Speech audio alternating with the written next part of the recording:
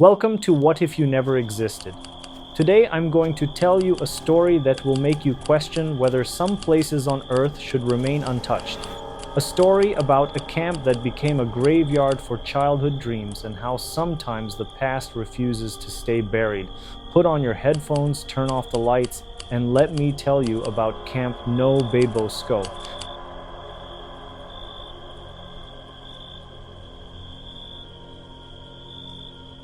My name is David Miller, and I was a counselor at Camp No-Be-Bo-Sco summer camp in New Jersey in the summer of 1987.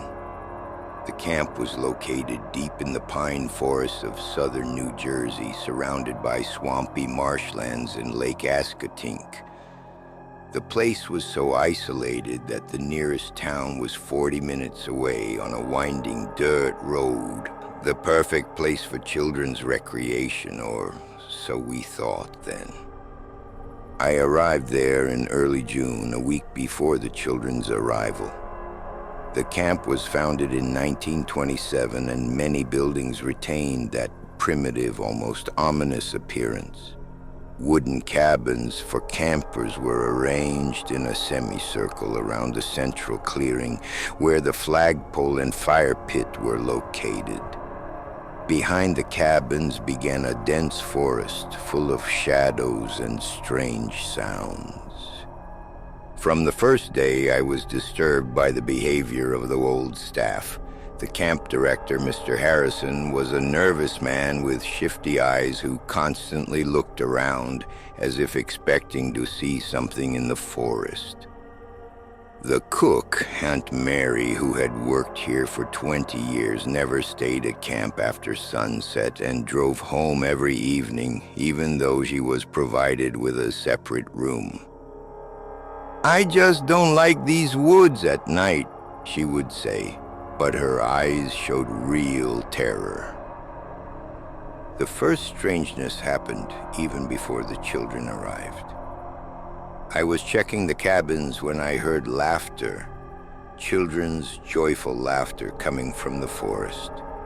At first I thought it was neighbor kids who had wandered onto the property, but when I went to check, the forest was empty and deathly quiet.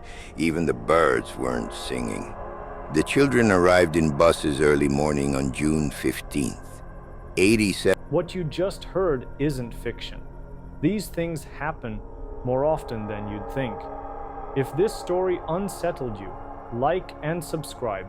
We share the truth others won't. Have your own unexplained experience? Send it to our email in the description.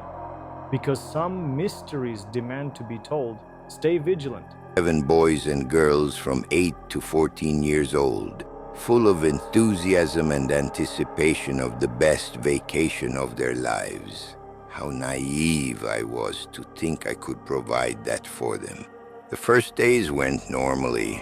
Children swam in the lake, played various games, sat around the campfire and told stories. But gradually I began to notice strange things. Some children complained about nightmares, always the same ones. They dreamed of an old man in rags who stood by their beds and whispered something. The children couldn't make out the words, but they woke up in fear. At first, I attributed this to a new place and the general atmosphere of adventure. But when the number of complaints reached 24, I became seriously worried. And then the disappearances began. The first to disappear was Timmy Anderson, an 8-year-old boy with freckles and perpetually tousled hair. On the morning of June 23rd, his bunk was empty. We searched the entire camp, combed through the forest, contacted the police. No traces. As if the earth had swallowed the child. Police assumed the boy got lost in the woods and would be found in the coming days. But days passed and Timmy wasn't found. Parents took half the children home, but many stayed. The camp was expensive and not everyone could afford to lose the money. The second disappearance happened 3 days later. Sarah Collins, a 10-year-old girl, vanished right from the dining hall during lunch. One moment she was sitting at the table eating a peanut butter sandwich. The next, her seat was empty. The sandwich lay half-eaten. The glass of milk was still cold. I remember how all of us adults exchanged glances in horror. It was impossible. There were 50 people in the dining hall, and no one saw the girl get up or leave. She just vanished. Police began a real investigation. They questioned all staff members, checked our backgrounds, looked for connections with the missing children, but they found nothing. We were all clean, and our alibis were ironclad. The night after Sarah's disappearance, I couldn't sleep. I lay in my bunk listening to sounds. The forest was full of whispers, not wind in the leaves, but human whispers, quiet, insistent, as if someone was telling secrets to the darkness. Around 2 a.m, I heard footsteps on my cabin's porch. Slow, careful steps of bare feet on wooden boards. I got up and looked out the window, but saw no one, only shadows dancing in the moonlight. In the morning, I found wet footprints of small feet on the porch. They led from the steps to my cabin door, then broke off, as if whoever left them had dissolved into thin air. The third disappearance happened the next day. This time, Michael Resnick disappeared, a 14-year-old teenager, the oldest in camp. Michael was a skeptic, didn't believe in ghosts and mysticism, laughed at younger children when they told about scary dreams. He vanished during the evening campfire. He was sitting next to me, telling a joke, and suddenly fell silent in the middle of a sentence. I turned and saw that he was looking into the forest with wide-open eyes full of horror. His face bore an expression of absolute fear. "Michael." I called to him, but he didn't answer. He stood up like a sleepwalker and began slowly walking toward the forest. I shouted at him, but he didn't react. Other children also noticed this and began calling to him, but Michael continued walking as if someone was leading him on an invisible rope. I jumped up and ran after him, but as soon as I reached the forest edge, Michael disappeared between the trees. I rushed in pursuit, but the forest was dense and dark. I screamed his name, but in response heard only the echo of my own voice. The next morning, parents took all the remaining children. The camp emptied, but we staff members remained to help police with the search. Officially, the camp was closed indefinitely. That's when I learned the truth about No-Be-Bo-Sco. Aunt Mary, the cook, finally decided to tell. She invited me and 2 other counselors to her home, and by candlelight told the story that locals passed down from generation to generation. In 1934, a tragedy occurred at the camp. A counselor named Edward Crane, a man with mental disorders that weren't diagnosed then, killed 7 children.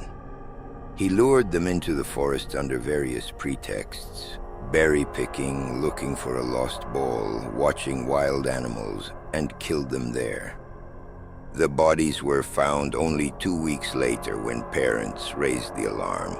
All 7 lay in an old well deep in the forest, a mile from camp.